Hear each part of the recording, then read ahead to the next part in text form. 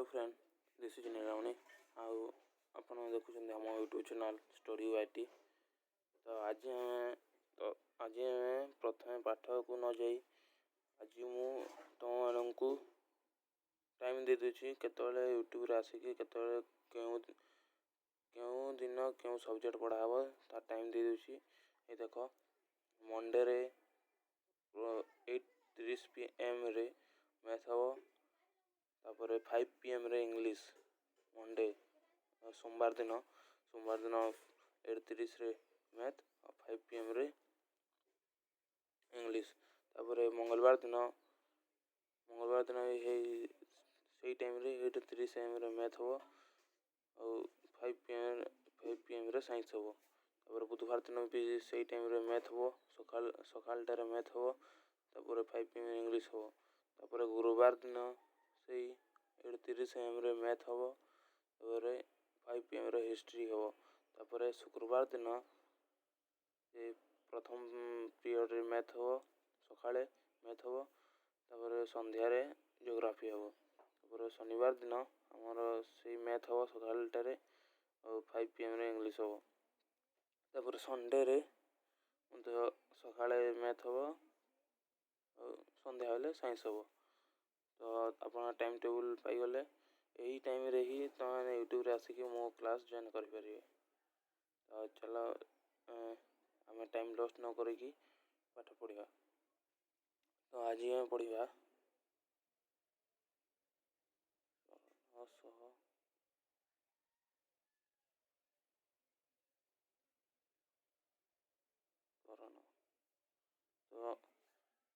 आज आम पढ़ा सह समीकरण द्वयर समाधान पे शर्त। कौन सह समीकरण द्वयर समाधान पे शर्त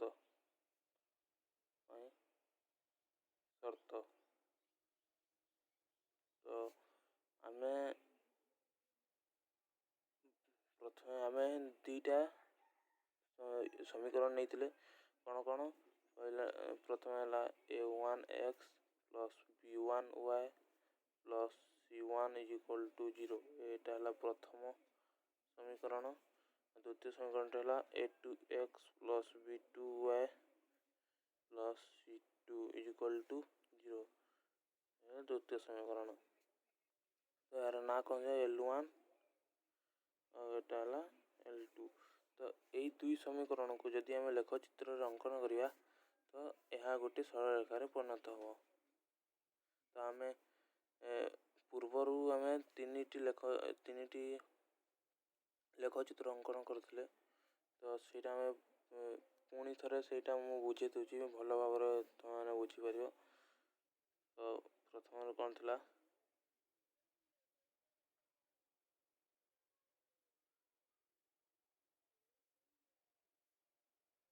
एटा थिला 0, एटा y, एटा x। तो प्रथम रे L1 और L2 परस्पर छेदी से। तो प्रथम कौन थे L1 और L2 परस्पर छेदी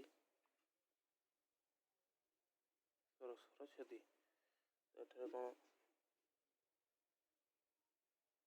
परस्पर छेदी गोटे बिंदु अच्छे मैंने यार गोटे मात्र समाधान। यार गोटे बिंदु अच्छे गोटे समाधान हम गोटे छेद बिंदु अच्छे गोटे समाधान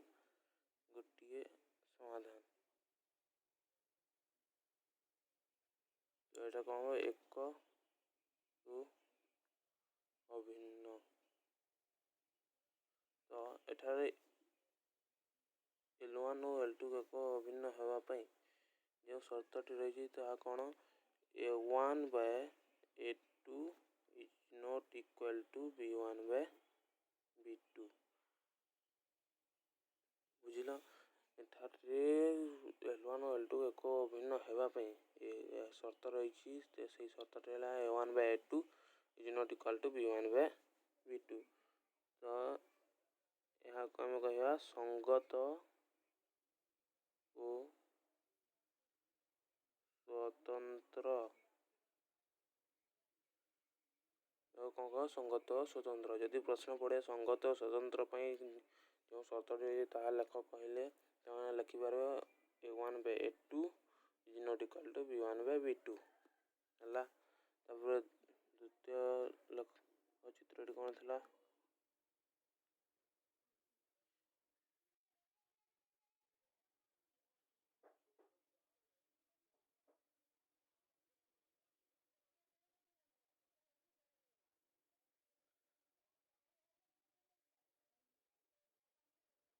ତ ଏଠାରେ ଦ୍ୱିତୀୟ ଲେଖଚିତ୍ରରେ L1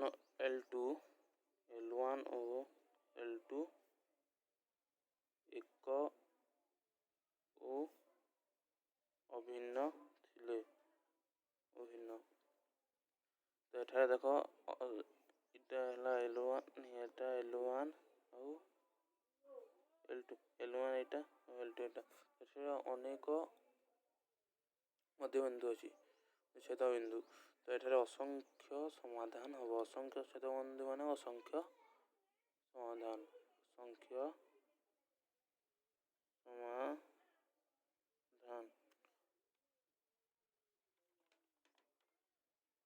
ଅସଂଖ୍ୟ ସମାଧାନ। ତ ଏଠାରେ L1 ଓ L2 ଏକ ଭିନ୍ନ। ତ ଏଠାରେ ଅସଂଖ୍ୟ ସମାଧାନର ସର୍ତ୍ତ ହେଉଛି A1/A2 equal to B1/B2 equal to C1/C2। ତ ଏହାକୁ ଆମେ ଲେଖିପାରିବା ସଙ୍ଗତ ଓ ନିର୍ଭରଶୀଳ। ତ ପ୍ରଶ୍ନ ପଡ଼େ ସଙ୍ଗତ ଓ ନିର୍ଭରଶୀଳ ସର୍ତ୍ତ କେଉଁଠି ହେଲେ ତୁମେ ଲେଖିପାରିବ A1/A2 equal to B1/B2 equal to C1/C2।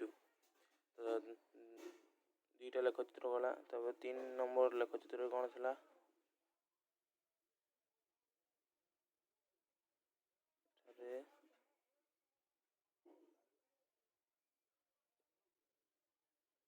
L1 ଓ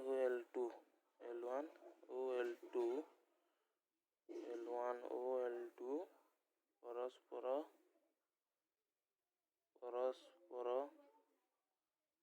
ସମାନ୍ତର।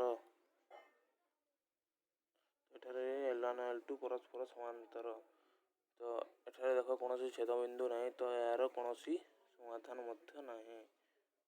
ତ ଏଠାରେ ସମାଧାନ ଅସମ୍ଭବ।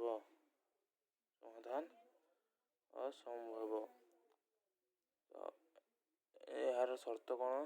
A1/A2 equal to B1/B2 is not equal to C1/C2। ତ ଏହାକୁ କ'ଣ ଲେଖିପାରିବା? ଅସଙ୍ଗତ। ତ ଯଦି ପ୍ରଶ୍ନ ପଡ଼େ ଅସଙ୍ଗତ ପାଇଁ କେଉଁ ସୂତ୍ରଟି ଅଛି ତ ତୁମେ ଲେଖିପାରିବ A1/A2 equal to B1/B2 is not equal to C1/C2। ତ ଆମେ ତିନିଟି ସର୍ତ୍ତ ଜାଣିପାରିଲେ। ପ୍ରଥମେ କ'ଣ ସଙ୍ଗତ ଓ ସ୍ୱତନ୍ତ୍ର ପାଇଁ ସର୍ତ୍ତଟି ହେଲା A1/A2 is not equal to B1/B2। ସଙ୍ଗତ ନିର୍ଭରଶୀଳ ସର୍ତ୍ତଟି ହେଲା A1/A2 equal to B1/B2 equal to C1/C2। ଅସଙ୍ଗତ ପାଇଁ ସର୍ତ୍ତଟି ହେଲା A1/A2 equal to B1/B2 is not equal to C1/C2। ତ ଏହି ସର୍ତ୍ତକୁ ନେଇ ମୁଁ ଗୋଟେ ଉଦାହରଣଟେ ଲେଖୁଛି, ମାନେ ଗୋଟେ ପ୍ରଶ୍ନଟେ ଲେଖୁଛି। ପ୍ରଥମ ପ୍ରଶ୍ନ, Kର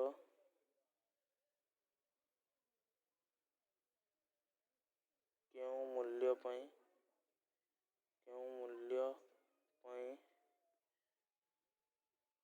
4x plus ky plus 8 is equal to 0 ଆଉ 2x plus 2y plus 2 is equal to 0 ସହ ସମୀକରଣର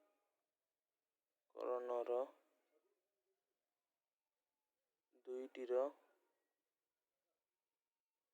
ଦୁଇଟିର ଅନନ୍ୟ ସମାଧାନ ସମ୍ଭବ। ତ ଏଠାରେ କେର କେ ମୂଲ୍ୟ ପାଇଁ 4x + 2y + 8 = 0 ଓ 2x + 2y + 2 = 0 ସହ ସମୀକରଣ ଦୁଇଟି ଅନନ୍ୟ ସମାଧାନ ସମ୍ଭବ। ତ ଏଠାରେ ଆମେ ଉତ୍ତରରେ ଲେଖିବା, ପ୍ରଥମେ ଲେଖିବା 4x + ky + 8 = 0 ଇକ୍ୱେସନ୍ 1। ତାପରେ 2x + 2y + 2 = 0 ଇକ୍ୱେସନ୍ ନମ୍ବର 2। ତ ଏଠାରେ ପहले a1 a2 ବାହାର କରିବା। ତ a1ରେ କ'ଣ ଅଛି, a1 ତୁମେ a1 ଏଇଟାକୁ ନେବ। ଆମେ ତ ପଢ଼ିଥିଲେ a1 x + b1 y + c1। ତ ଏଟା a1 କ'ଣ ଅଛି 4। ତାପରେ b1 କ'ଣ ଅଛି k, ଯେଉଁଟା ଥିବ ସେଇଟା ନେବ, k ଅଛି ନା k। ତାପରେ c1 କ'ଣ ଅଛି 8। ତାପରେ a2 ତଳଟା a2ରେ କ'ଣ ଅଛି 2, b2 ହେଲା 2 ଓ c2 ମଧ୍ୟ ହେଲା 2। ଏଠାରେ ଆମେ a1 a2 b1 b2 c1 c2 ପାଇଗଲେ। ତାପରେ ଦେଖିବା ଅନନ୍ୟ ସମାଧାନ ପାଇଁ କେଉଁ ସୂତ୍ର ଥିଲା।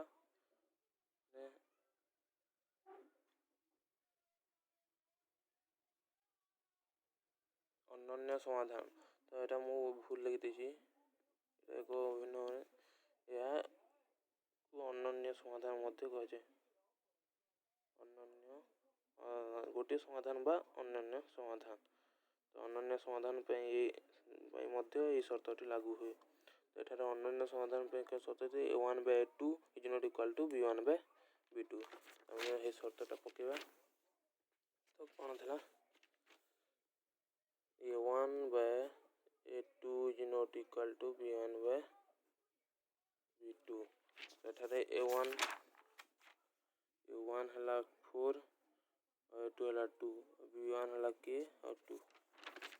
ତ ଏଠାରେ ଲେଖିବା ଆମେ 4/2 = k/2। ତ ଏଠାରେ ଆମେ ସମାଧାନ କରିବା। ଏଠାରେ ଦେଖ ଏଇ 2ଟା ଏଟା ସାଙ୍ଗେ ଗୁଣନ ହେବ, ଏଇ 2ଟା ଏଟା ସାଙ୍ଗେ ଗୁଣନ ହେବ, ଇଏ ୟା ସାଙ୍ଗେ। ତ ଏଠାରେ 2ଟା k ସାଙ୍ଗେ ଗୁଣନ ହେଲେ କ'ଣ ହେବ 2k = 2 × 4 କେତେ ହେବ 8। ତାପରେ ଆମେ ଲେଖିବା k = 2ଟାରେ ଗୁଣ ଅଛି, ଇଆଡ଼େ ଗଲେ ହରଣ ହେଇଯିବ। 8/2 5 ଲେଖି ଦିଶୁଛି 2। ତ ଏଠାରେ 2 × 8। ତ ଅତଏବ k = 4। ତ ଆମେ ଲେଖିବା କ'ଣ kର କେଉଁ ମୂଲ୍ୟ ପାଇବା, kର ମୂଲ୍ୟ ହେଲା 4। ତ ଆମେ ଅନନ୍ୟ ସମାଧାନ ତ ଜାଣିଲେ, ଆଜି ପାଇଁ ଏତିକି ଥାଉ। କାଲି ଆମେ ପଢ଼ିବା ଅସଂଖ୍ୟ ସମାଧାନ ପାଇଁ କେଉଁ ସର୍ତ୍ତ, ତାହାର ଉଦାହରଣ। ତାପରେ ସମାଧାନ ଅସମ୍ଭବ ପାଇଁ କେଉଁ ସର୍ତ୍ତ, ତାହାର ଉଦାହରଣ। ଏଇ ଦୁଇଟା କାଲି ଆମେ ପଢ଼ିବା। ଆଜି ପାଇଁ ଏତିକି, ମୁଁ ରଖୁଛି। ଆମେ ଆଉ ଗୋଟେ ଭିଡ଼ିଓରେ ମିଳିବା।